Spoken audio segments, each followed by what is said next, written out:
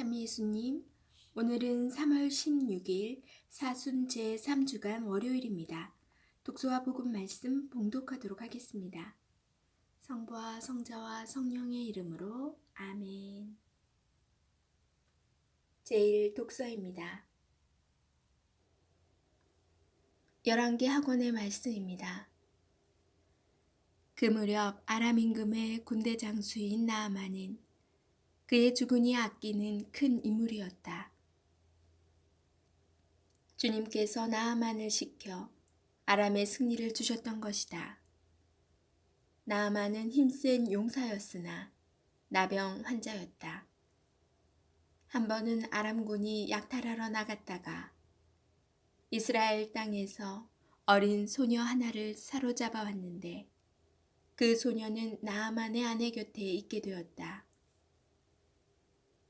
소녀가 자기 여주인에게 말하였다. 주인 어르신께서 사마리아에 계시는 예언자를 만나보시면 좋겠습니다. 그분이라면 주인님의 나병을 고쳐주실 텐데요.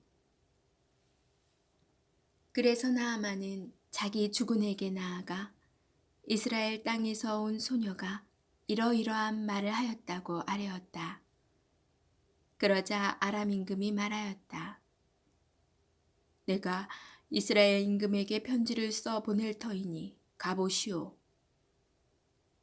이리하여 나아만은 은 10달란트와 금 6천 세켈과 예복 10벌을 가지고 가서 이스라엘 임금에게 편지를 전하였다. 그 편지에는 이렇게 쓰여 있었다. 이 편지가 임금님에게 닿는 대로 내가 나의 신하 나아만을 임금님에게 보냈다는 사실을 알고 그의 나병을 고쳐주십시오. 이스라엘 임금은 이 편지를 읽고 옷을 찢으면서 말하였다.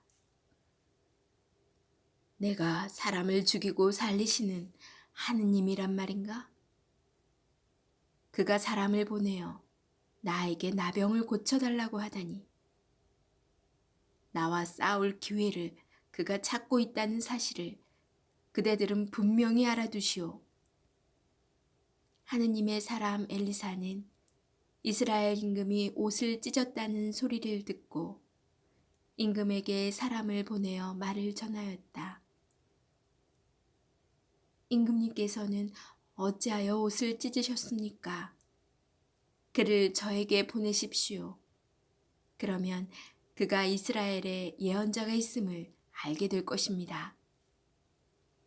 그리하여 나아만은 군마와 병거를 거느리고 엘리사의 집 대문 앞에 와서 멈추었다. 엘리사는 심부름꾼을 시켜 말을 전하였다. 요르단강에 가서 7번 몸을 씻으십시오. 그러면 3살이 돋아 깨끗해질 것입니다.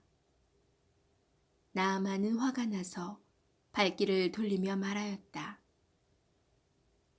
나는 당연히 그가 나에게 나와서서 주 그의 하느님의 이름을 부르며 병든 곳 위에 손을 흔들어 이 나병을 고쳐주려니 생각하였다.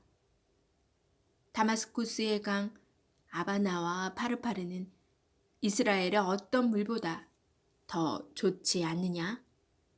그렇다면 거기서 씻어도 깨끗해질 수 있지 않겠느냐?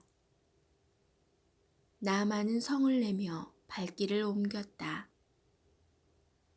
그러나 그의 부하들이 그에게 다가가 말하였다. 아버님, 만일 이 예언자가 어려운 일을 시켰다면 하지 않으셨겠습니까?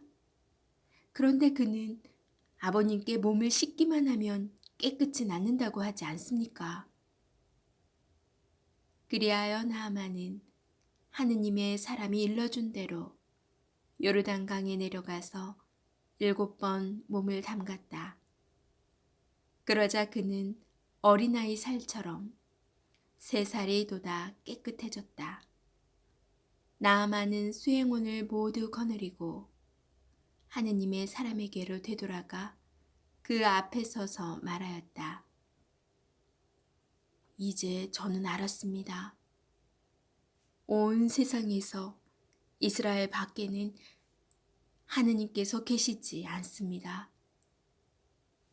주님의 말씀입니다. 하느님, 감사합니다. 복음 말씀입니다. 루카가 전한 거룩한 복음입니다. 예수님께서는 나자렛으로 가시어 회당에 모여 있는 사람들에게 말씀하셨다. 내가 진실로 너희에게 말한다. 어떠한 예언자도 자기 고향에서는 환영을 받지 못한다. 내가 참으로 너희에게 말한다. 3년 6개월 동안 하늘이 닫혀 온 땅에 큰 기근이 들었던 엘리야 때 이스라엘에 과부가 많이 있었다. 그러나 엘리야는 그들 가운데 아무에게도 파견되지 않고 시돈 지방 사렙타의 과부에게만 파견되었다. 또 엘리사 예언자 시대에 이스라엘에는 나병 환자가 많이 있었다. 그러나 그들 가운데 아무도 깨끗해지지 않고 시리아 사람 나아만만 깨끗해졌다. 회당에 있던 모든 사람들은 이 말씀을 듣고 화가 잔뜩 났다. 그래서 그들은 들고 일어나 예수님을 고을 밖으로 내몰았다. 그 고을은 산 위에 지어져 있었는데 그들은 예수님을 그 벼랑까지 끌고 가 거기에서 떨어뜨리려고 하였다. 그러나 예수님께서는 그들 한가운데를 가로질러 떠나가셨다. 주님의 말씀입니다. 그리스도님 찬미합니다. 잠시 묵상하겠습니다.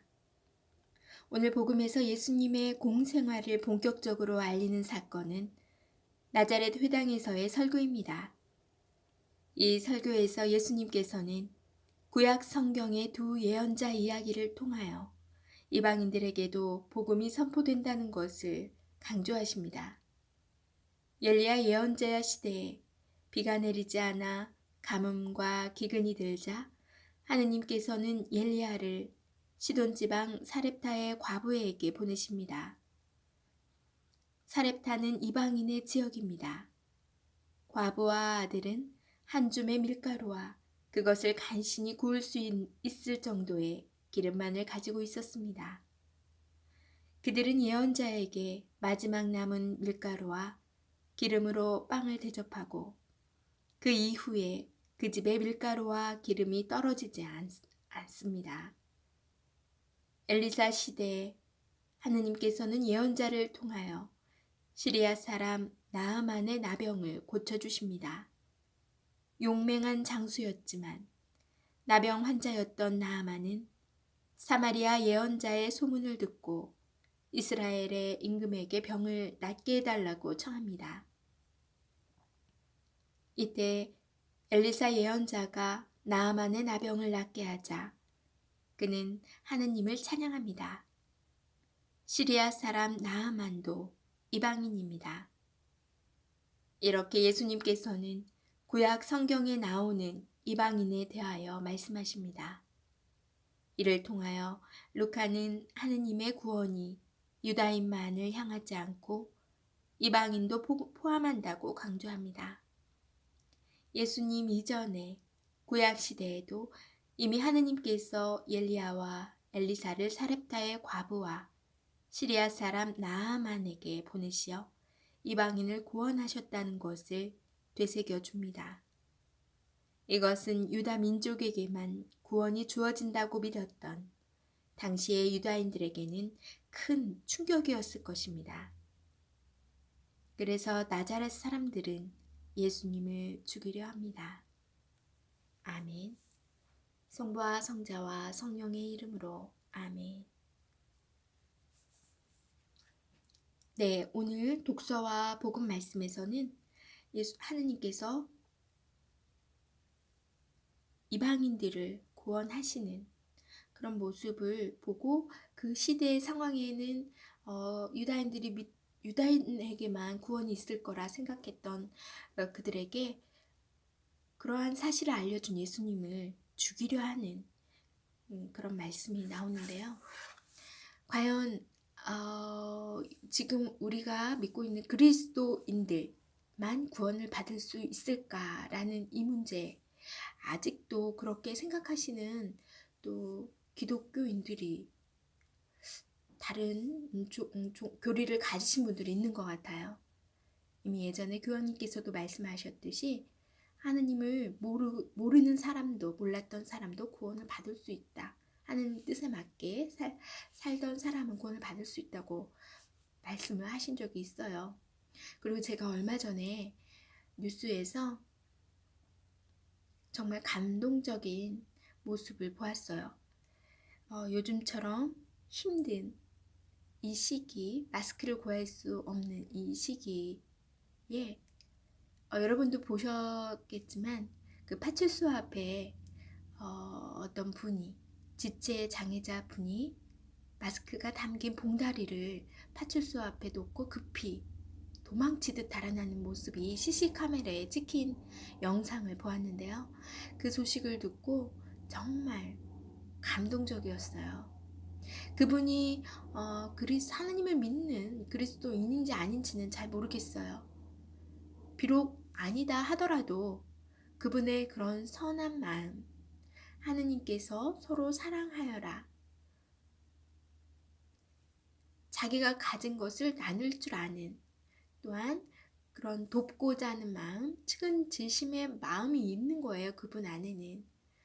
그래서 아주 적은 양의 마스크였지만 자기의 모든 것을 내놓는 가부의 모습처럼 정말 사랑의 마음으로, 남을 돕고자 하는 마음으로 적은 거지만 자기에겐 아주 큰 부분인 그것을 내놓고, 그것도 오른손이 하는 일을 왼손이 모르게 하라는 것처럼 아무도 모르게 살짝 갖다 놓고 간 모습에 정말 저 눈물이 났어요. 감동을 받았어요. 우리는 혹시 회당에서 예수님의 설교를 들으면서 이방인에게도 구원이 있다는 그 예수님을 붙잡고 벼랑 끝으로 밀고 있는 유다인의 모습으로 살아가고 있진 않는지, 혹시 내 삶에서 그런 모습이 있진 않았는지 반성해보는 시간을 가지려고 합니다. 여러분도 오늘 복음 말씀에서 들려주시는 하느님의 말씀을 잘 귀담아 들어보시는 하루가 되시기 바랍니다. 전 내일 다시 만날게요.